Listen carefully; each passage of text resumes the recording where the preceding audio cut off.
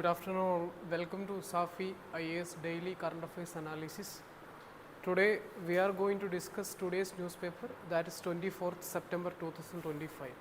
In the last class we have discussed noise pollution as a main topic which comes under GS3 pollution part. So we have discussed how we can tackle the noise pollution and what we need to address this issue etc. from mains examination point of view. And we also discuss about H1B visa and what are the new provisions introduced by Trump administration. So actually Trump government has came up with a new one-time fee, that's $1 lakh, which around 80 lakh Indian rupees. So what are the other developments happening around this H1B visas? So before starting today's class, let's do some MCQs. Consider the following statements regarding noise pollution in India. Noise has been declared as an air pollutant under the Air Prevention and Control of Pollution Act 1981. The Noise Pollution Rules 2000 were framed under the Environment Act 1986. The Supreme Court has ruled that the right to a pollution-free environment is part of the right to life under Article 21. So, which of the statement given above is or are correct? 1 and 2 only, 2 and 3 only, 1, 2, 3, 1 only. So we know that which statement is wrong? Yeah, all of these statements are correct. So we comes to the answer, that's option number C. Then recent US government's H1B visa policy changes that's happened in 2025 include which of the following?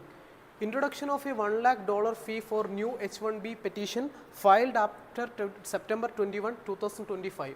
All existing H1B holders are exempt from the new fee. Dependents under H4 visa are also required to pay the new fee. Choose the correct option.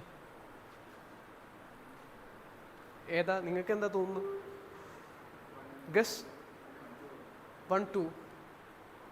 1, 2. Yes, dependents are not required to pay the fee.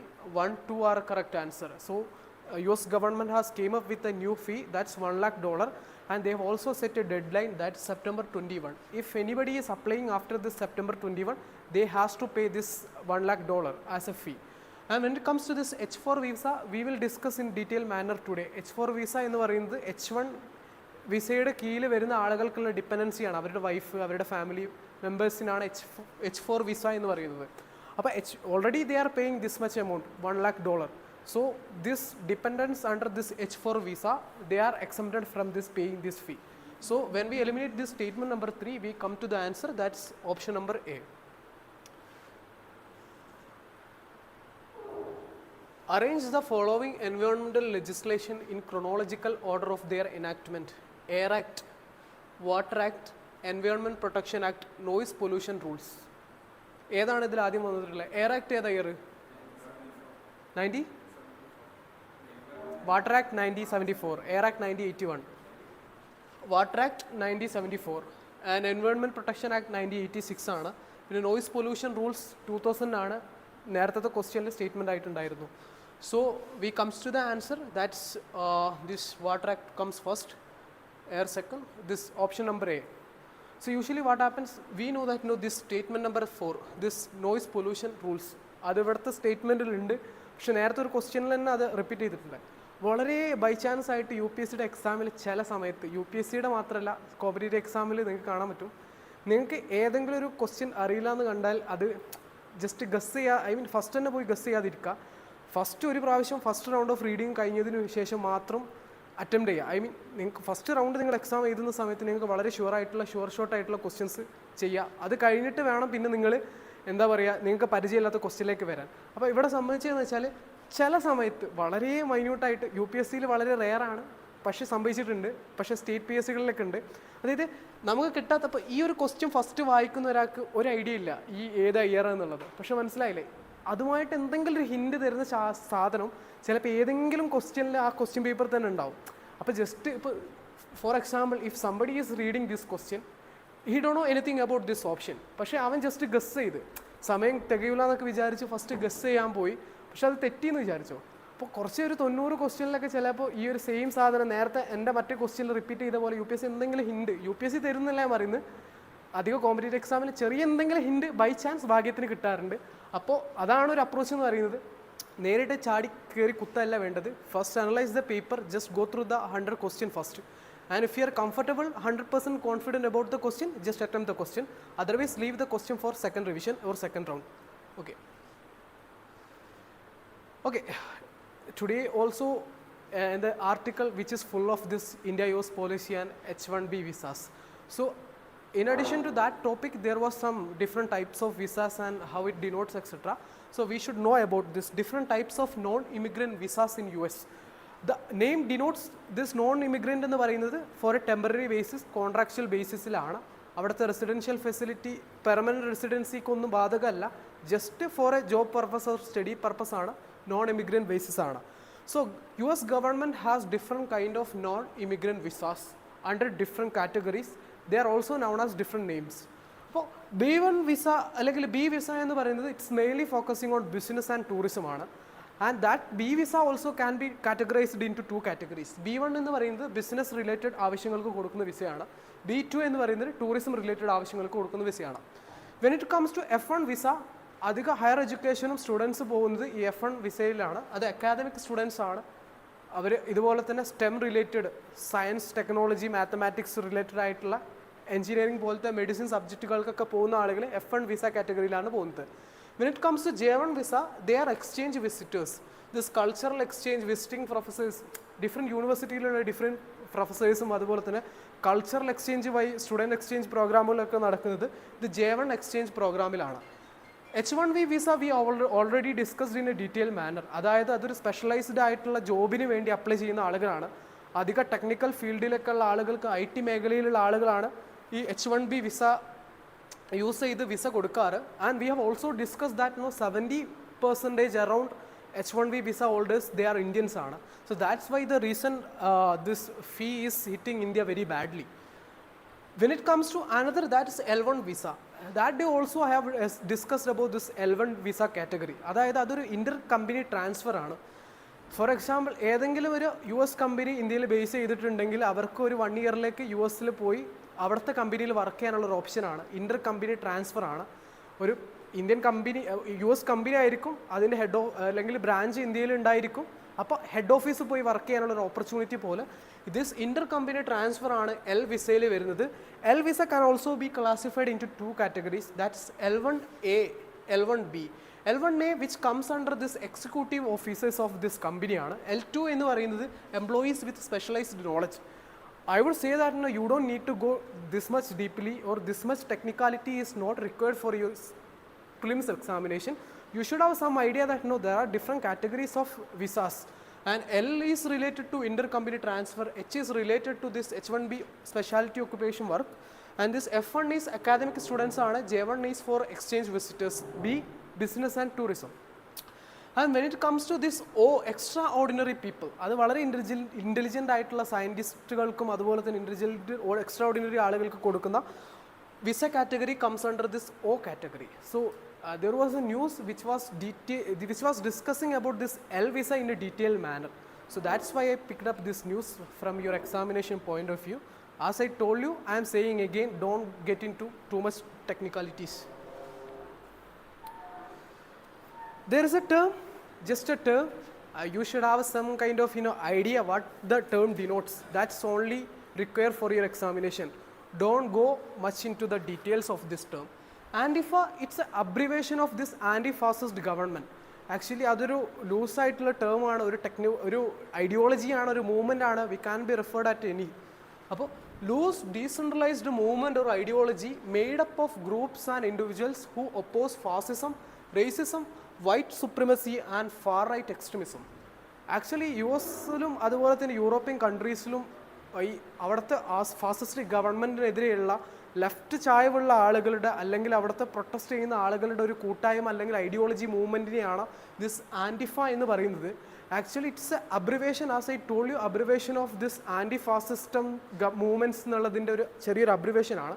ഇത് recent ആയിട്ട് ന്യൂസിൽ വരാനുള്ള കാരണം the Trump administration has they have given a recommendation or approval for this make them this Antifa group as a domestic terrorist ഗ്രൂപ്പാക്കി മാറ്റണം എന്നുള്ളൊരു direction Trump government കൊടുത്തിട്ടുണ്ട്. ആ ഒരു സമയത്താണ് this term gets again momentum in US.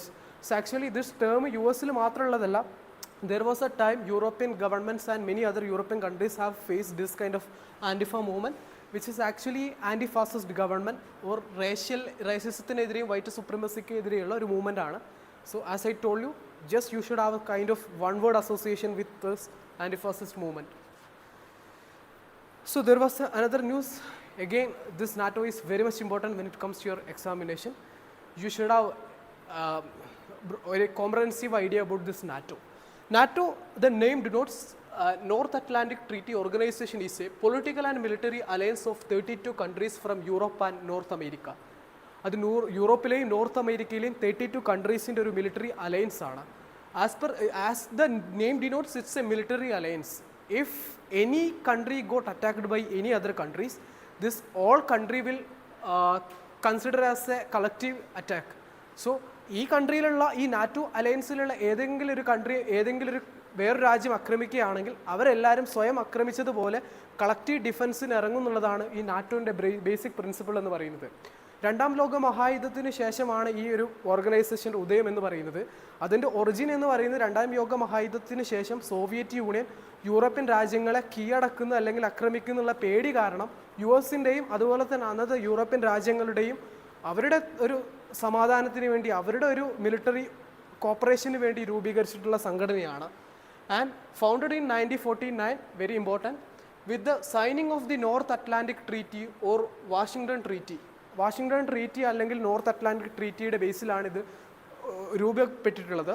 With aim of acting as a deterrent to the threat of Soviet expansion in Europe after World War II.